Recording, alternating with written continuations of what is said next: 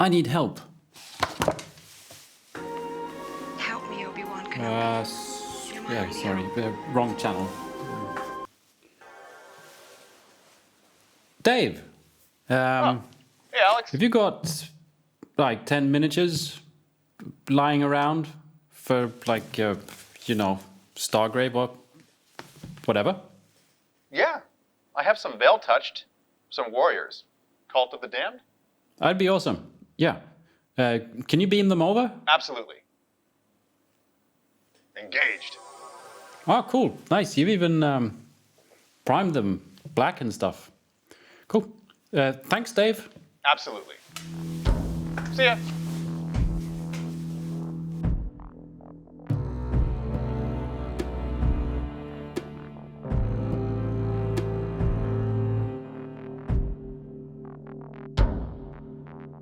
It's been about a year since I decided to get into a new game.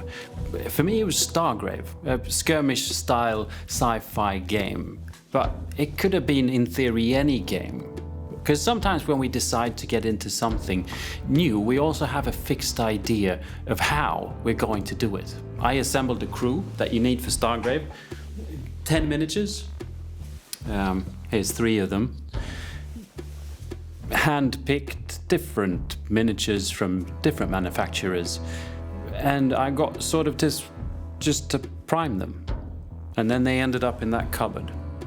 Because I had these ideas of how to paint them, they were going to be painted well, it just turned into this large and pretentious project that has kept me from playing Stargrave. And I think this can happen with any game. We have an idea, we set out to do this thing, and it turns out to be too big a thing, and maybe we start doing other things instead because this big thing is just too big a thing. So when Dave reached out and asked if I wanted to paint some more of his veil-touched miniatures, I just thought, that's a great idea. He can send me 10, I can start on another crew, I can have another idea, I can just try and get some miniatures done to get to play the game, and I can just work on these in whatever time and whatever pace I want. A little hack to keep me from rushing through these miniatures, to get to paint another 10 in a fun, sort of efficient way, and to get to play Stargrave.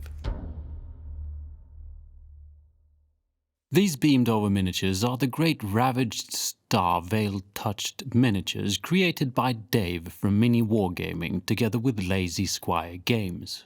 Released on GameFound, proxies if you will for any future set game of your choosing, or just for collecting and painting. I've already painted a miniature from this massive line, a good introduction to the veil-touched universe that I can warmly recommend.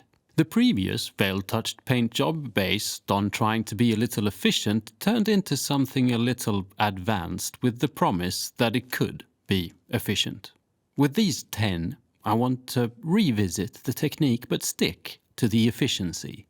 Part 2, perhaps, the path of efficiency. These are to me cultist-looking folk. I could really see them as a war band, members of a grim cult, kind of fanatical vibes going.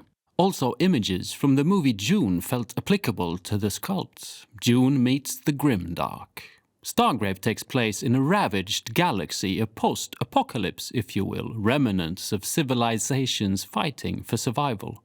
And these miniatures fit, and so do the Dune visuals. I did no inspirational deep dive into Dune, merely relied on my mental images, thinking of sand, dust, scorching sun, and the odd roller coaster ride on a sandworm. What I'm after is to find as many shortcuts as possible. Unfortunately, this is not something that happens by itself. I had to experiment, spending a few hours with test minis, not only hoping for shortcuts to appear, but also trying to narrow down some kind of color scheme. As it turns out, spending a little time on experimenting on test minis before working on the real thing, well, that's a potential shortcut right there. I'm set on using the combination of a Zenithal Prime with transparent paints applied on top. Zenithal priming, spraying on bright paint on top of a dark paint roughly from above your miniature at a slight angle, creates a sense of depth, as if there was an imaginary sky lighting your miniature from above. Applying transparent paints on top of this alters the colors of the Zenithal Prime without losing all too much of the depth and sense of light. But there is another shortcut. Going for a Dune-like setting, the sense of sand, of desert, sun-bleached fabric. What if I would use a light brown, tan Zenithal Prime instead of the classical white on black? Zenithal priming with an airbrush is something I sometimes find tricky because of the thinned paint. It doesn't always cover as well as I want, maybe because I over-thin the paint sometimes. I get impatient, spray on too much, flooding the miniature, ruining the Zenithal effect. Instead, I'm working the sand color on in layers, chocolate brown, a little rust red, and then a light brown. If I would have had a light brown tan color in a rattle can, I would probably just have sprayed that right on top of the black. I then went on to dry brush white on top of all of this, to get out all the little details and to brighten things up, turning the light brown into something like a khaki. I'm using my favorite paint for this application, the White Dust Liquid Pigment from Green Stuff World. It's thin but works real well in reapplied layers, and I feel like I don't get that chalky thing happening. Beware, it's very liquidy, so be thorough when wiping the brush dry. I'm kind of hoping that a lot of places on the miniature can stay this color, and that in other places where I apply transparent paints, I'll get a bit of a filtered sun-bleached effect. A great thing when trying to be efficient is batch painting. To do the same step on all the miniatures, like prime them all, then Zenithal prime them all, dry brush them all, and so on. Another great thing is to count how many miniatures you've got, so that you don't, when done, after you've cleaned your airbrush and that, find one that is still just sporting the black base coat. I took my miniatures home over the weekend. My cat, unlike Bill's cat from Bill Making Stuff, is self-animating. Unfortunately, the cat, unlike Bill's, does not communicate by telepathy or end up on t-shirts. Anyway, after painting my test minis, I've had a sort of rough idea of where I wanted to go, but I was still not fully sure of specifics. After playing around with some transparent paints and inks, well, I took things a little too far for what I had in mind. So I took a step back and narrowed down my colors significantly. A black Templar contrast paint from Citadel, slightly diluted for all the armored areas. A red iron oxide ink for some rusty reds. A green-blue instant paint from Scale Color mixed with some turquoise ink for the weaponry. Some different brown contrast style paints for skin, leather, and skulls, stuff like that.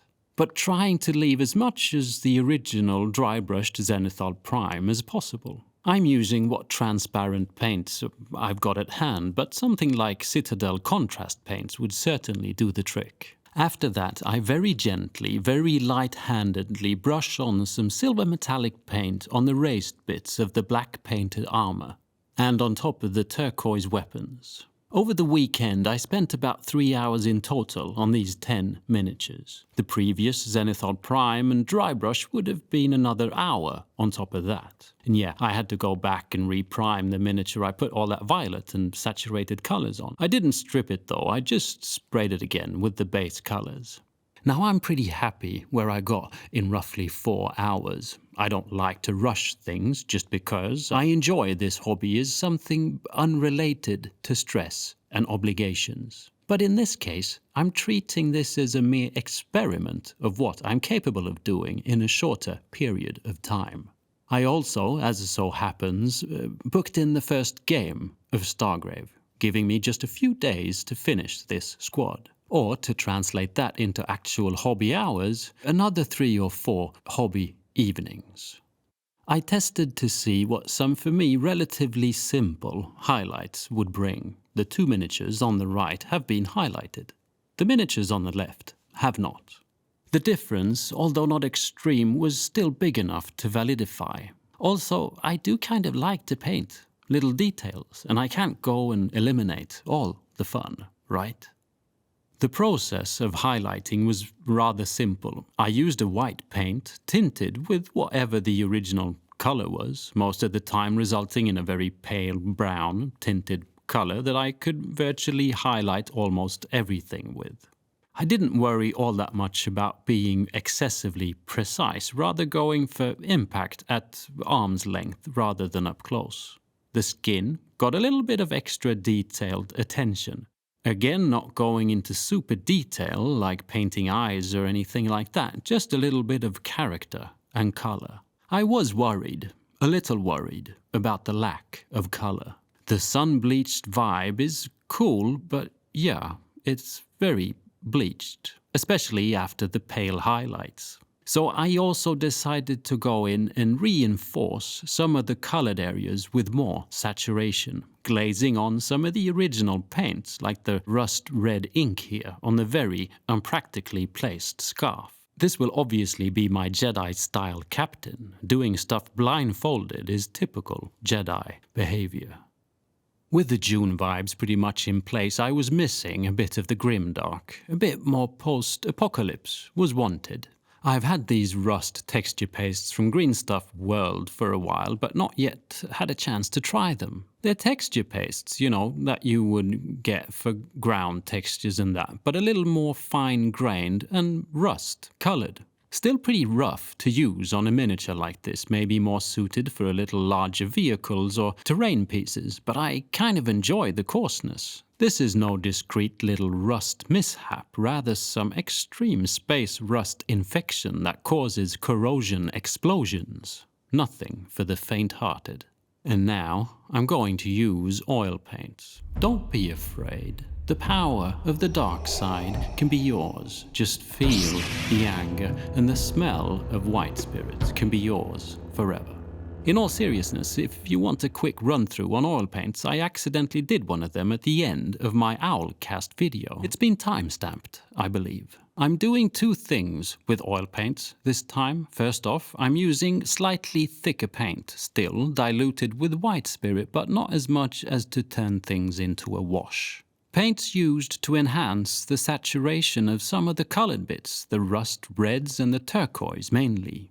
These two colors have grown on me throughout the paint job and have become pretty important. I've realized I can intensify them quite a lot without sacrificing any of my Dune vibes.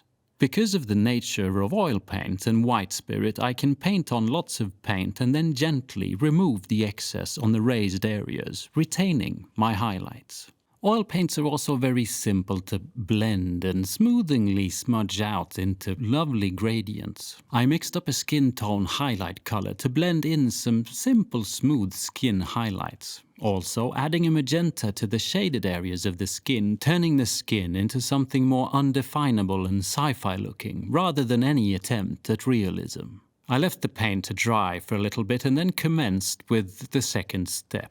Diluting oil paints a lot more with white spirits, creating washes. A dark brown, a black, and an indigo wash that I covered the miniatures completely with. Brown on the tan Zenithal primed areas, black on most of the armor, and the indigo on the weapons and other turquoise green blue bits. I worked my way through all of the 10 before returning with cotton buds and my clean brush to remove any paint sticking to the raised areas. Trying to be mindful of not removing too much of the work I did on step 1. Admittedly, I had to go back and reapply some of the turquoise oil paint on all the weapons.